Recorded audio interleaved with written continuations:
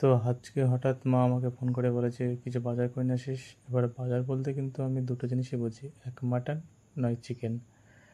তো মাটনের দোকান সব বন্ধ ছিল, তো চিকেনটা সামনে পেলাম, চিকেনটা নিয়ে আসলাম।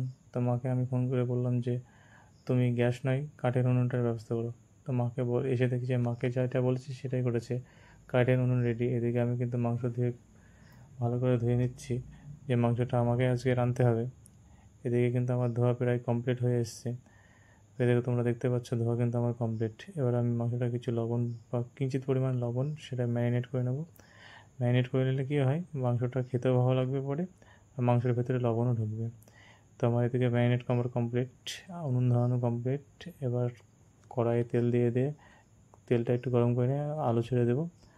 আলুগুলো দেওয়ার পরে কিঞ্চিত পরিমাণ লবণ বা পরিমাণ মতো লবণ আর হলুদ দিয়ে সেটা ভালো করে নেড়ে নেব।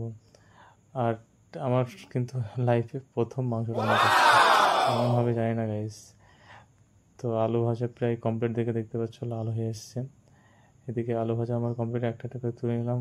সেইখানে কিছু পরিমাণ তেল দিয়ে দিলাম, আর আমার কিছু মশলা কাটা ছিল, যেমন পেঁয়াজ দিয়ে দিলাম সেই গরম তেলে। এদিকে বাটা মশলা দিলে কি হয়, যে মাংসর টেস্টটা সেটা কিন্তু স্বাদটা পাওয়া যায়। মিক্সিংয়ে পেস্ট করলে সেগুলো ভালো লাগে না খেতে। তো সেই পরিমাণ মতো মশলা দিয়ে দিচ্ছি, আর কাশ্মীরি লঙ্কা যাবতীয় যেগুলো মশলা দেওয়ার সেগুলো দিয়ে দিলাম। তারপরে ছিল টমেটো, ক্যাপসিকাম, এগুলো দিয়ে আমি খানিকটা ম্যারিনেট করে নিলাম। এবার ম্যারিনেট করে নিলে কী হবে, ক্যাপসিকাম আর টমেটোগুলো গলে যাবে আর সেগুলো মুখে ঠেকবে না। তাছাড়া কিন্তু আমি প্রথম মাংস রাঁধছি, কেমন হবে জানি না। তোমাদের আগেও বললাম, এখনও বলছি, একটু ভয় ভয় কাজ করছে মনের ভেতরে। তো মাংসগুলো এবার দিয়ে দেবো। এবার মাংসগুলো বেশ দেখতে পাচ্ছ কী সুন্দর করে পরিষ্কার করে ধুয়েছি। তো একটা একটা করে মশলার মধ্যে ছেড়ে দেবো। তো এদিকে আমার মাংস দেওয়া কিন্তু প্রায় শেষের দিকে।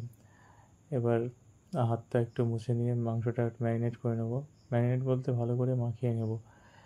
আর এদিকে দেখতে পাচ্ছ আমি কিন্তু ঘেমে একদম যাতায় অবস্থা, কারণ উনুনে তো আগে কোনো দিন রান্না করিনি। এদিকে দাদা করে আগুন জ্বলছে, এদিকে মা আমাকে হেল্প করছে, কারণ আমি সেভাবে উনুনে রান্না করিনি আর ঠিকমতো জানিও না। এবার মাংসটা একটু ঢেকে রাখবো যেন সিদ্ধ হয়ে যায়।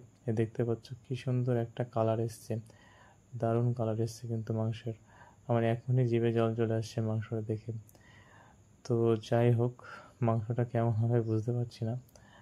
আর তোমরা কীভাবে রান্না করো আমাকে কিন্তু কমেন্টে অবশ্যই জানাবে। এদিকে কিন্তু আমার জল দেওয়া কমপ্লিট প্রায়। তো জল দেওয়া কমপ্লিট হওয়ার পরে এটা খানিকটা কিন্তু আমি একটু ঢেকে রাখবো। ঢেকে রাখা আমার এদিকে কমপ্লিট হয়ে গেছে, প্রায় লাস্টের দিকে মশলা দিয়ে কমপ্লিট করলাম। কমপ্লিট করে এবার খেয়ে দেখবো যে কেমন রান্না করেছি। ওই খাবার বলতে খাবার হয়েছে কচুর শাক। কচুর শাক আমার একটা প্রিয় খাবার। আমার কচু শাক হলে আর কিছু লাগে না, আর কচু শাকটাকে দারুণ হয়েছে। আর হয়েছিল চিংড়ি দিয়ে পটল মাছ, চিংড়ি দিয়ে পটল আলুর তরকারি। আর সেটা খেতে হয়তো ভালো হবে। চিংড়ি মাছ খুব একটা আমার ভালো লাগে না, তবুও আজকে আমি খেয়ে দেখছি যে কেমন হয়েছে। তো মুখে নেওয়ার পরে বুঝতে পারলাম খুব একটা খারাপ হয়নি।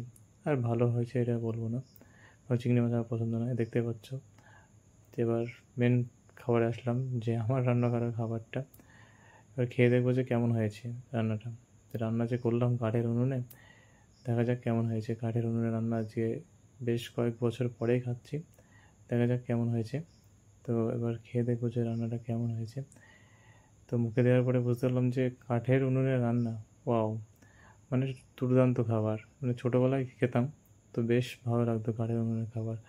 তাছাড়া যদি এই আবহাওয়াটা যদি মেঘলা মেঘলা হয় তাহলে খুবই আজকের আবহাওয়াটা তো মেঘলা মেঘলা ছিল, তার মেঘলা মেঘলা আবহাওয়ার আর যদি মাংস ভাত হয় তো দুর্দান্ত।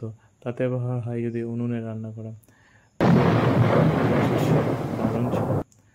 আর তোমরা কিন্তু এভাবে ট্রাই করবে, একবার কাঠের উনুনে রান্না করে দেখবে যে খাবারটার কেমন টেস্ট আসে।